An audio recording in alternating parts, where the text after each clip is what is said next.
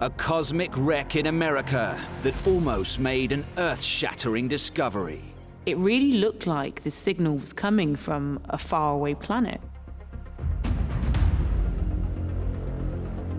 Secret ruins that decided Britain's fate. A lot of what went on here was top secret for good reason. In Rajasthan, India, a fort of colossal proportions. It's really just staggering, the scale of this place. You know, we were talking walls 22 miles in circumference, 7 massive gates, 7 massive bastions. And an extraordinary French castle hiding a great deception. I see a lot of storybook, but there's a lot more to this place than meets the eye.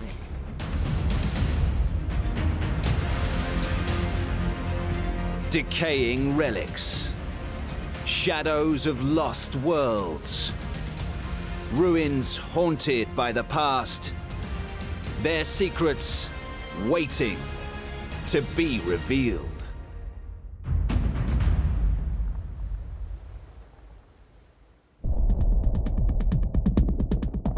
In the Piedmont region of the American state of Georgia, 2 lonely structures gaze at the heavens.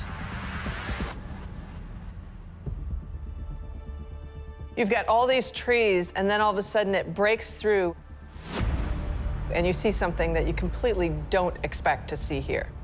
There's no mystery as to what these are. They're 2 great big satellite dishes. They have clearly been sitting there in the weather and not being used for some time. They were built at great expense. But what exactly were they for? Cold white walls, no windows, ear vents, these 2 great big dishes on top, surrounded by fencing. It's like some sort of villain's lair. When you get inside, you can see they've been stripped pretty bare. Any valuable equipment was taken away long ago. Now it's just kind of a hodgepodge of junk. There's stacks of wooden chairs, there's even an old refrigerator. This was a place for brilliant scientists who were searching for life beyond planet Earth. There was a moment when we thought we had proof that something was out there, and this complex was at the center of that story.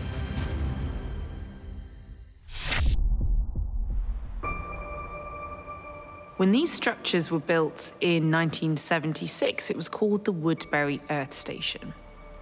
It was built by AT&T, the giant telecoms company. In the 1970s, the telephone industry was going through a revolution. It was becoming feasible to send all kinds of data, including telephone calls, up to satellites in orbit. So AT&T built these 2 dishes to serve as an uplink and downlink for this satellite phone transmission system. The unique landscape here made it a perfect place for an Earth station. Scott Harris is a planetary geologist who has investigated the area's ancient beginnings. Well, we're in this unique depression called the Cove. My colleagues and I have been researching this site for about 20 years, looking at the possibility that these radio telescopes actually sit in the middle of an ancient impact structure.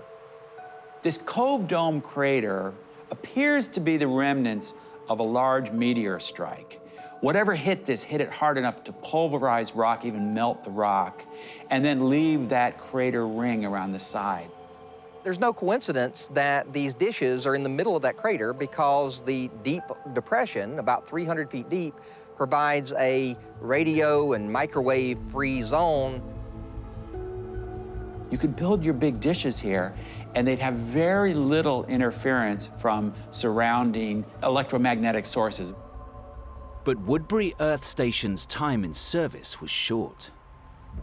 The thing about satellite technology is it changes so rapidly. Paul Steffes is a professor at the School of Electrical and Computer Engineering at Georgia Tech and still recognizes old machinery here from the AT&T days. All of these pieces are from the original Southern antenna installation. There are motors, there are waveguide components that were used in the microwave communications with the satellites. There are power supplies and regulators that controlled the very special amplifiers that were used in the original facility. This tank of helium actually represents a coolant.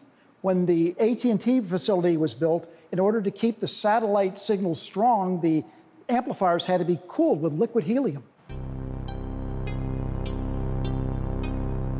By the late 1970s, it was possible to provide the same level of service with a dish that was only 15 feet wide, rather than 100.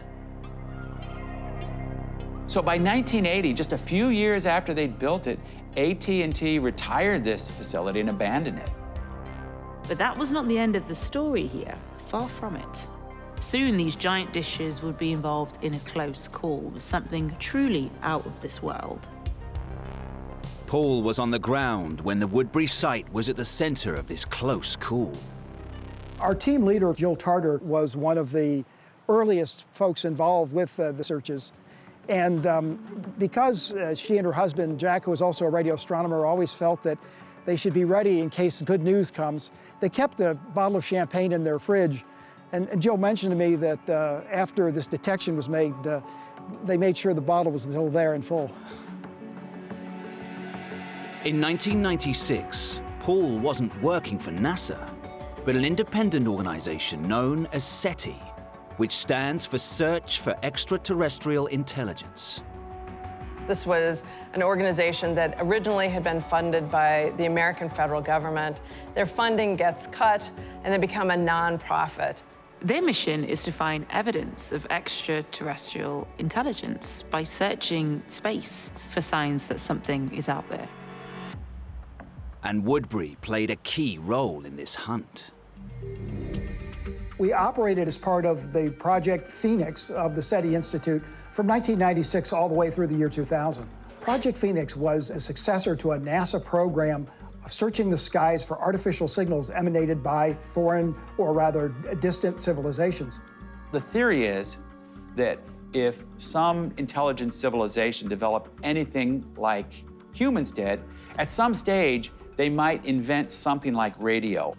A signal from a radio station, whether it would be music or talking, would not look anything like a signal from a star. You know, you might see the beat of the music or other very particular patterns that had to be made by something intelligent. So that's what they started looking for.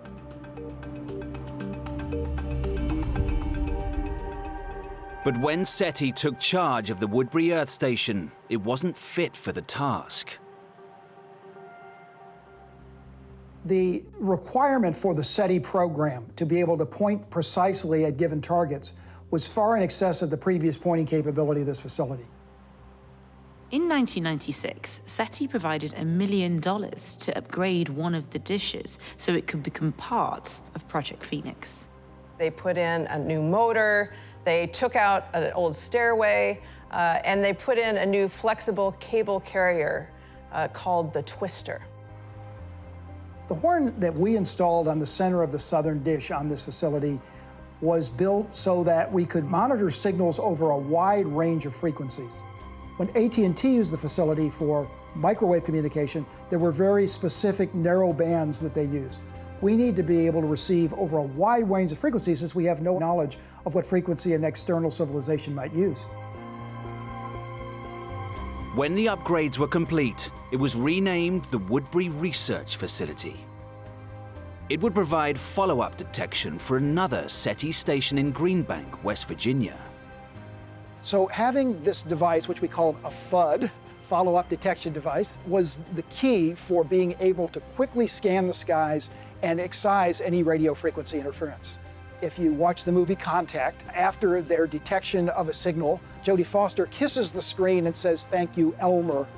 And of course, the software that ran the FUD was named Elmer. Woodbury was essential to making sure that any signals from one facility could be immediately verified by the other. They were there to double-check, to confirm signals identified as alien. Less than a year later, at 6 a.m. on the 23rd of June 1997, SETI made contact. Woodbury's sister facility got a signal that looked really distinct. This might be the greatest scientific breakthrough in human history. They were scanning a star named YZ Ceti, about 12 light years away from our sun, when they started to hear something that they thought might be promising. So this really looked like it might be the big one. Being in that room, in that moment, you'd go crazy with excitement. They needed to use Woodbury to check that the signal was genuine, but disaster had struck.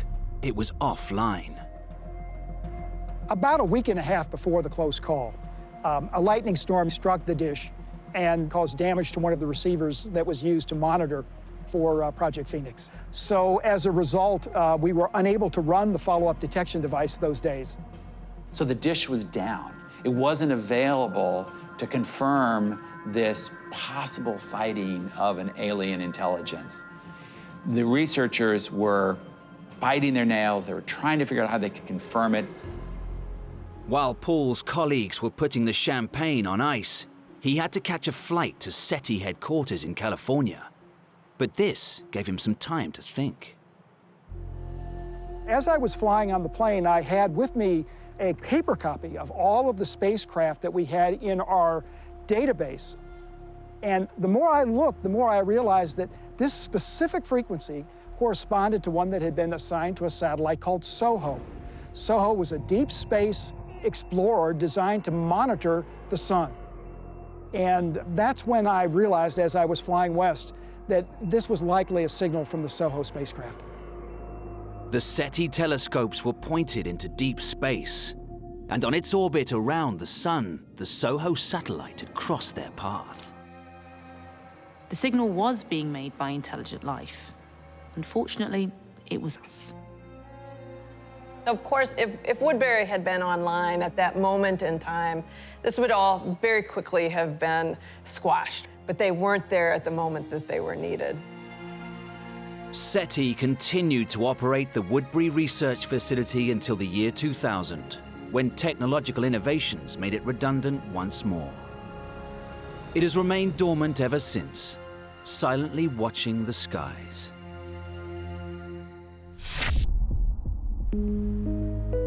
Although SETI has now left Woodbury behind, it remains committed to the search for intelligent life in the universe. After all these years, SETI is still at it. They have a new project called Breakthrough Listen, where they are looking at 1 million nearby stars and 100 different galaxies, continuing to search for any kind of sign that we're not alone, that there's someone else out there. The legacy of Woodbury is that it shows if we don't look for this extraterrestrial intelligence, we'll never find it. I think we should cast our eyes to the heavens and keep on searching. You know what? I do think the truth is out there.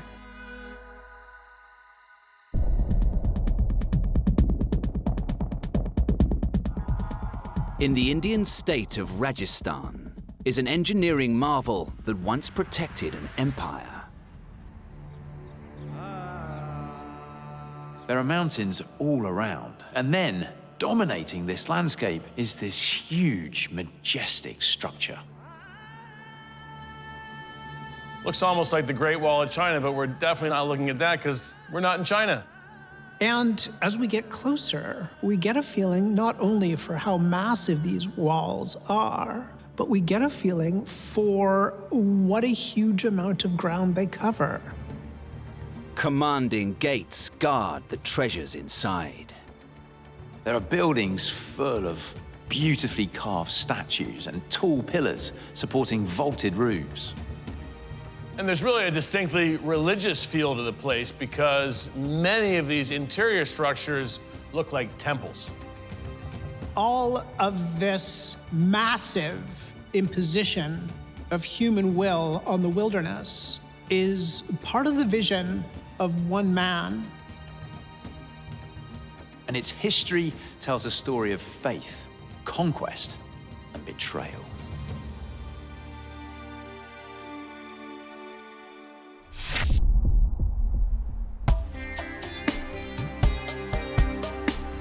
Sandeep Sharma is a local historian who is fascinated by this site's past. Today, there are no signs of life, but it was once a hive of activity. 500 years back, it would be as lively, as crowded as it can get, because people would come here, gather around here to seek permissions from the king and from the security personnel. This is the Kumbhalgarh Hill Fort. This place was built by Rana Kumbha, who was the ruler of Marwar, one of the great kingdoms in Rajasthan in India. Marwar was part of a far more fragmented India than we know today. This was a time of conquest and conflict. All of the ruling families were constantly fighting over land. The threat of an invading army was very real. With the kingdom's capital over 50 miles east in Chittagong, this fortress was a second line of defense. If Marwar is attacked, Rana Kumbha wants to take the capital, the administration, the civil service, everything required to run his kingdom, and tuck it safely behind walls in the mountains. Kumbhalgarh was the crown jewel in the Marwar kingdom's defenses. But blood was spilled here before construction even began. Historically, this place is very important because it is dedicated to the martyr Meru, because he sacrificed his own life as a volunteer for the luck and the prosperity of the people of the fort, Kumbhalgarh. Locals still to this day say that when they started building it, each time they placed a stone or built part of a wall, that evening the whole thing would crumble back down to the ground again. King consulted one of his spiritual advisors, who said that the fort couldn't be built until somebody voluntarily gave their life as a sacrifice. So they say that a wandering pilgrim or perhaps one of the king's troops came forward, volunteered to be the sacrificial lamb, so to speak. As the story goes, he began walking up a hill. And as he climbed, he was beheaded. His head struck off by a sword, rolled to a stop where one temple was built in his memory. With the so-called curse lifted, in 1433 construction began. It lasted 15 years. After the Great Wall of China, it is the longest wall in the entire world. It is 15 feet wide. It is having the interlocking engineering, which for that particular point of time was an engineering marvel. And it's really just staggering the scale of this place. We're talking 7 massive gates, 7 massive bastions. When finished, it proved to be one of the most impenetrable fortresses known to man. The heavily fortified battlements stretched for 22 miles, completely surrounding the fort and the settlement within. But even this great bastion could not protect the king from an enemy within. This is the Shiva temple, which is inside the Kumbhalgarh complex, where Kumbha used to pray, and he was not armed at that point of time when he was praying to Lord Shiva. So his son murdered him in the same temple. The murderous heir, Uday Singh, was driven by ruthless ambition. But he didn't get to rule for long. Uday Singh wanted the power, wanted the prestige. He then set out on the road and was struck by lightning. Many believe that his untimely death was a divine punishment for his betrayal. After his father's murder and Uday's dramatic end, the fort lost its importance to the rulers of Marwar. Until, in the 1500s, a great new ruler decided to resurrect it. Earlier in the days, Mahana Pratap was said to be the best warrior in the whole warrior clan. The new king's archenemy was Akbar the Great, the leader of the Mughal Empire. Pratap spent his entire life fighting the Mughal Empire, and its armies tried on many occasions to capture the fortress, but every time they were unsuccessful. Kumbhalgarh was still impregnable by a direct assault. It took yet another act of treachery to finally breach its walls. Some say a traitor inside the fort poisoned the water supply. And that meant that with the walls abandoned and the gates abandoned, Akbar and his Mughal army were able to come in and take over the city.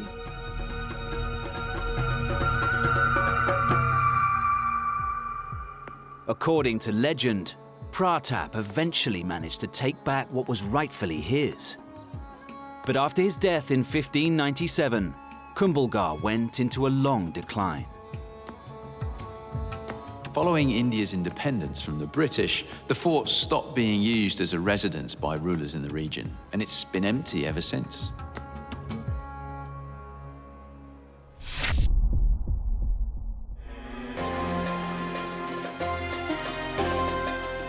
In 1951, Kumbhalgarh became a protected monument. Today, its gates are open to all. This is really one of the more spectacular sites in the world, and it gives us a really fascinating insight into the glories of Indian civilization and into the ferocity of competition between these warring Indian city-states.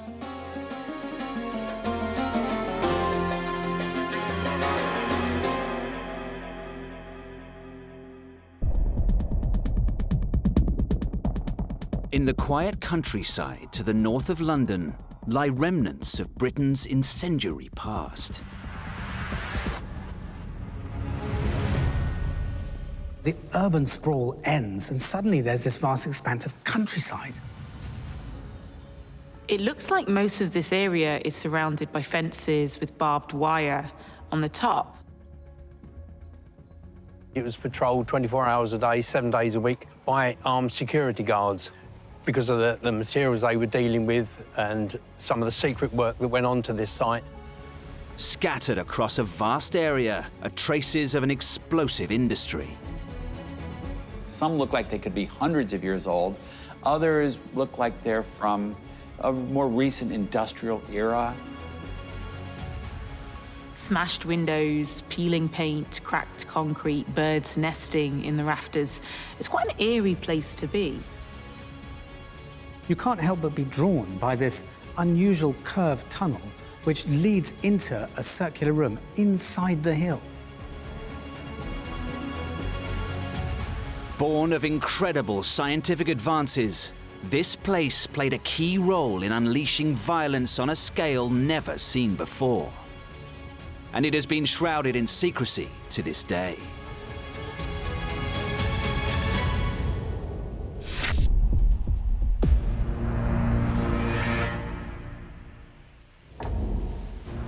As you go past the no entry sign into this dark tunnel, you find yourself in a concrete bunker with a strange fortified room at its centre. You can tell that it's relatively modern, but that really is all you can tell.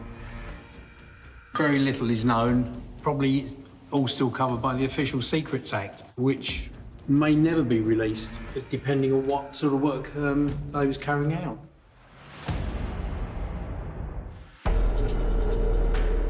Lawrence Burnett is a local expert who has spent 20 years uncovering the history of this place.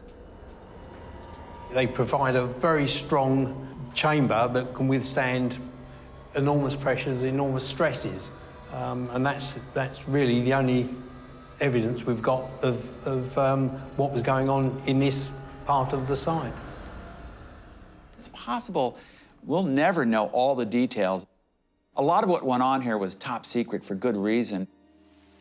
But a ruined building nearby suggests that it's all part of a much longer story.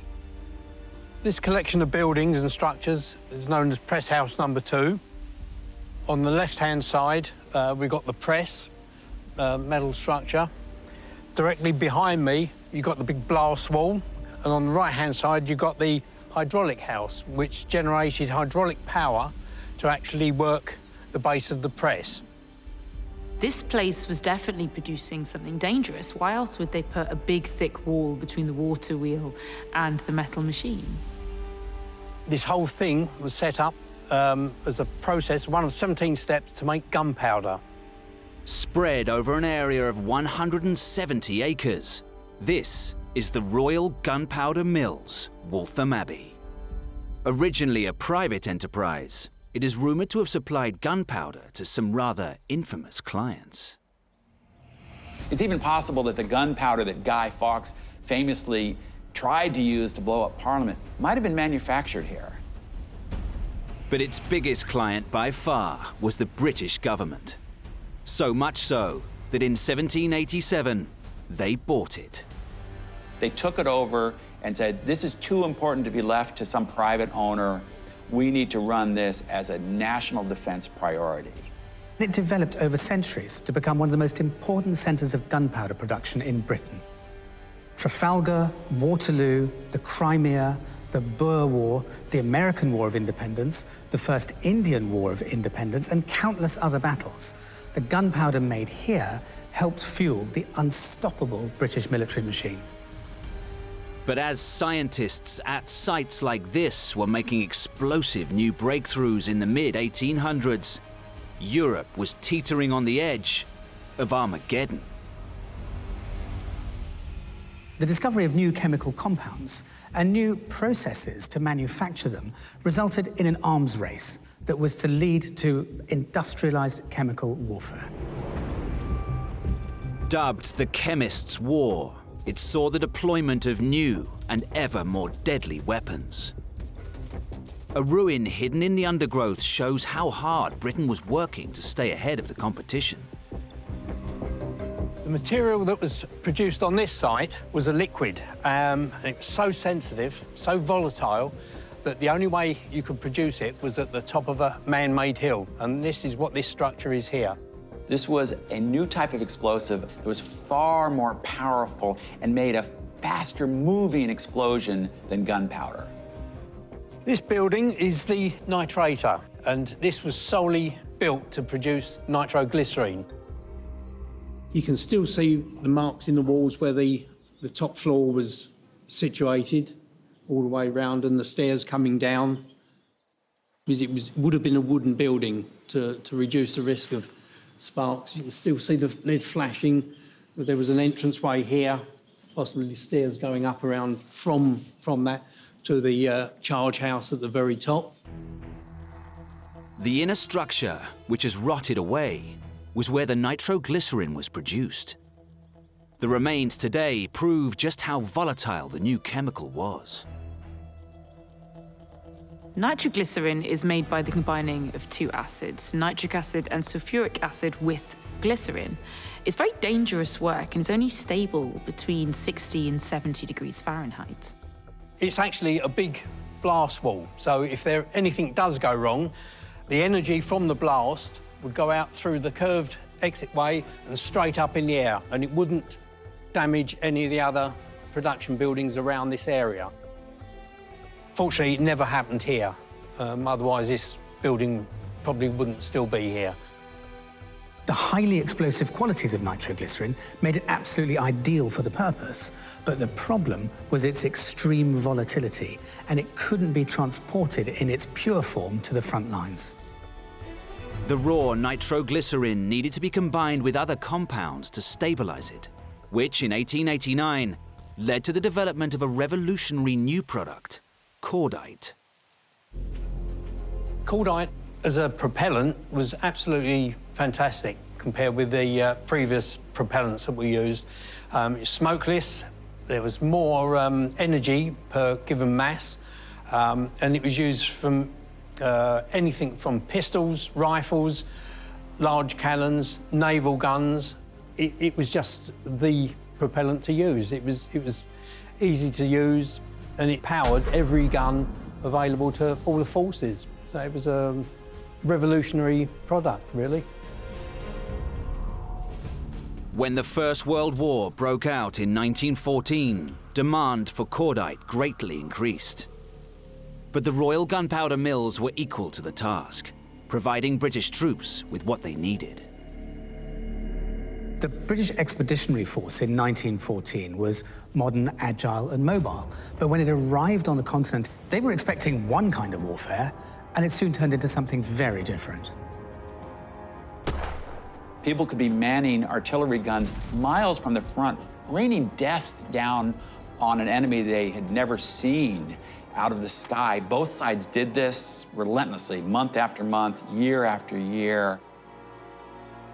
If Waltham Abbey wasn't producing cordite, then we would have been in serious trouble. At the time, there was no other factory that could produce that amount of high-quality propellant.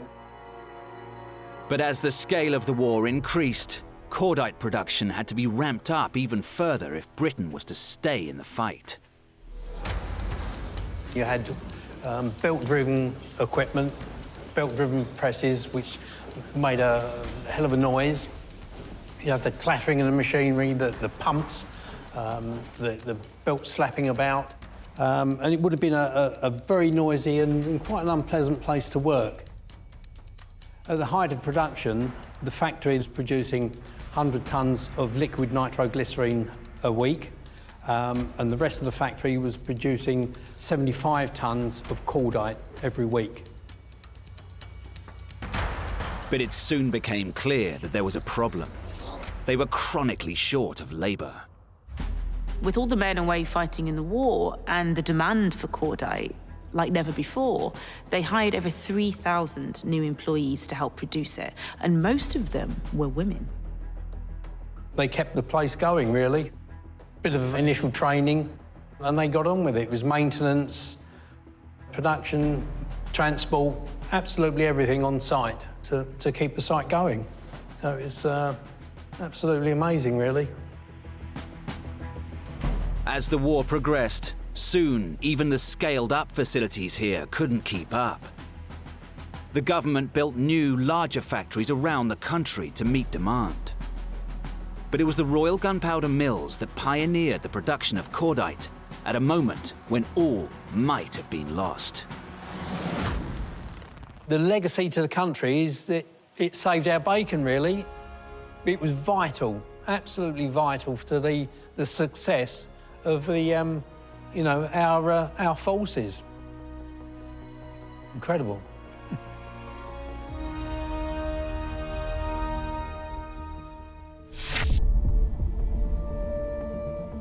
The Royal Gunpowder Mills were eventually closed in 1945. But as the mysterious bunker at the heart of the complex suggests, it still played a vital role in protecting Britain for years to come. Just 3 days after the mills were shut down, it was reopened again. It was turned into a place for weapons research and for experimentation. The facility was finally decommissioned in 1991, ending over 300 years of cutting-edge research at Waltham Abbey. But lots of what went on here is still classified. Still to this day, we don't really know to the true extent what happened here. I mean, maybe we'll never know.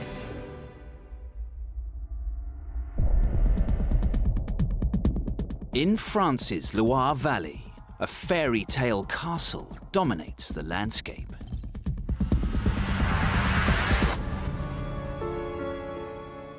When I look at this place, I see a lot of Disney. It's sophisticated, symmetrical, just gorgeous. You've got these beautiful porticos, balustrades, terraces, all done in Renaissance style. Surrounded by a deep moat, this place clearly had strong defenses, and some fascinating excavations have taken place here. And if you move further in, that's when it starts to get interesting. There is an entrance down there that shows that there is a great deal going on beneath the surface. Maintenant, nous allons vers un secteur beaucoup plus mystérieux qui est resté clos jusqu'au début des années 2000.